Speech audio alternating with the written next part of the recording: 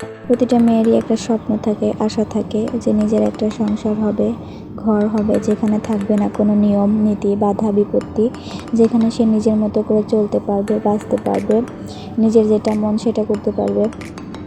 কয়জনের ভাগ্যে এমনটা হয় বলেন? আসসালামু আলাইকুম, সবাই কেমন আছেন? আশা করি সকলে ভালো আছেন। আল্লাহর অশেষ রহমতে আমরাও ভালো আছি। তো কিছুদিন যাবৎ ব্যস্ততার কারণে তেমন একটা ভিডিও শেয়ার করতে পারছি না, এই জন্য দুঃখিত। আপনারা আমার পাশেই থাকবেন, কারণ আপনারা যদি আমার পাশে না থাকেন, সাপোর্ট না করেন, আমি তো এগিয়ে যেতে পারবো না। আমি ট্রাই করবো নিয়মিত ভিডিও শেয়ার করা আপনাদের মাঝে, কিন্তু মাঝে মধ্যে একটু ভুল হয়ে যায়। সেটা আপনারা একটু আমাকে ভুলটা ধরিয়ে দেবেন, এটাই। তো আজকে হচ্ছে আমি নারিকেলের পিঠা বানাবো আপনাদের ভাইয়ার জন্য।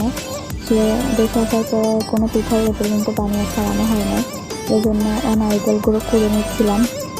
ভাবলাম আজকে তার পছন্দের একটা পিঠা বানিয়ে দিই, সে খাবে। তো সে আমাকে নারিকেলগুলো ছুলে ভেঙে দিয়ে গেছিলো। আমি সেগুলো কুড়ে নিচ্ছিলাম, কুড়ে তারপরে হচ্ছে পিঠাগুলো বানাতে যাব। তো এই পিঠাগুলো বানাতে হচ্ছে, এই পিঠার নামটা কি যেন শিওর করে আমার মনে থাকে না, আমি বলতে পারি না ঠিক করে। নারকেল দিয়ে বানায়, নারকেল চিনি দিয়ে জ্বালিয়ে তারপরে হচ্ছে আটা দিয়ে পুর বানিয়ে তেলে ভাজতে হয় এগুলো।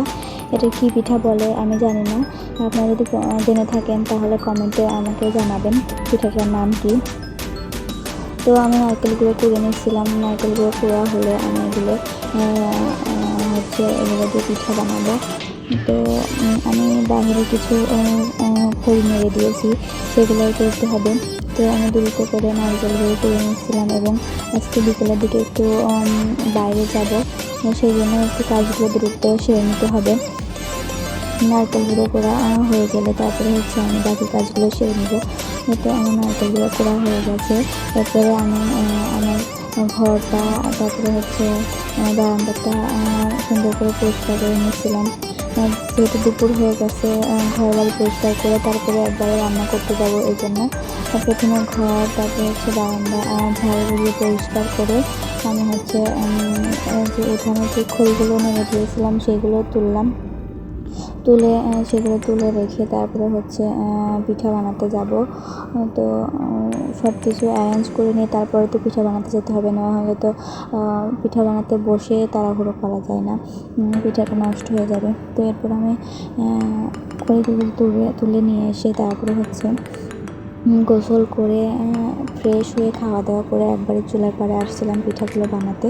তো এখানে আমি নারিকেল চিনি দিয়ে প্রথমে সুন্দর মতো ডোটা বানিয়ে নিচ্ছিলাম, যে পিঠার যে পুর সেটা বানিয়ে নিচ্ছিলাম। এই যে আমার পুরটা বানানো হয়ে গেছে। এরপরে আমি এগুলো দিয়ে হচ্ছে যে আটার রুটিটা বানানো হয়েছে, ওই সাইডে আমার শাশুড়ি আমার হচ্ছে রুটি বানিয়ে দিচ্ছিলো আমাকে। দুজনে মিলেই করছিলাম, কারণ এই পিঠাটা একা বানানো সম্ভব না। এই জন্য আমি ওদিকে নারকেল জ্বালিয়ে তারপরে হচ্ছে কড়াইতে তেল দিয়ে গরম করতে দিয়েছিলাম চুলায়। তারপরে হচ্ছে আমাকে রুটিগুলো বানিয়ে দিচ্ছিল আমার শাশুড়ি। আমি একটা একটা করে পিঠাগুলো সুন্দর মতো পুর দিয়ে ঢেকে বানিয়ে নিয়েছিলাম। বানিয়ে নেওয়ার পরে আপনাদেরকে দেখাবো কেমন হয় পিঠাগুলো, আপনারা দেখতে থাকবেন, ঠিক আছে? আর আমার ভিডিও যদি ভালো লাগে আপনাদের কাছে, তাহলে আমার চ্যানেলটি সাবস্ক্রাইব করবেন এবং আমার পাশেই থাকবেন, এটা আপনাদের কাছে অনুরোধ। আমাকে সামনের দিকে এগিয়ে যেতে সাহায্য করবেন। তো একটা একটা করে আমি সবগুলো পিঠা সুন্দর মতো বানিয়ে নিব, তারপর হচ্ছে পিঠাগুলো তেলে ভাজবো। তো আপনারা দেখতে থাকুন আমি পিঠাগুলো কীভাবে বানাই। আপনারা যদি এই পিঠা কেউ বানিয়ে থাকেন কিংবা বানাতে পারেন, আমাকে কমেন্ট করে জানাবেন। এই তো আমার পিঠাগুলো অনেকগুলো বানানো হয়ে গিয়েছে, আমি এগুলো এবার তেলে ভেজে নিব। এই জন্য এই পিঠাটা অনেক দিন যাবার আমি বানাই না, এই জন্য আর কি হঠাৎ করে অনেক দিন পর বানাতে আসছি, তো একটু কেমন যেন হয়ে গেছিলো। ঠিক সেমন একটা ভালো হয় না, যেভাবে বানাতে গেছিলাম তেমন একটা হয় না, এই জন্য মনটা খুব খারাপ। পিঠাগুলো তেলে ভাজা হয়ে গেছিলো। এরপরে এটা হচ্ছে পিঠা ভাজার পরে লোক পিঠাগুলো কেমন হয়েছে আপনারা কমেন্ট করে জানাবেন। এরপরে আমরা পিঠাগুলো বানিয়ে আপনাদের ভাইয়াকে দিলাম, সে খেয়ে দিয়ে তারপরে হচ্ছে আমরা বাইরে একটু ঘুরতে আসছিলাম। তো আসার পরে একটা ফুচকার দোকানে ফুচকা খেতে আসলাম, ফুচকা খেয়ে তারপরে আমরা বাসায় চলে গেছিলাম। তো আজকের ভিডিওটা এই পর্যন্ত, সবাই ভালো থাকবেন।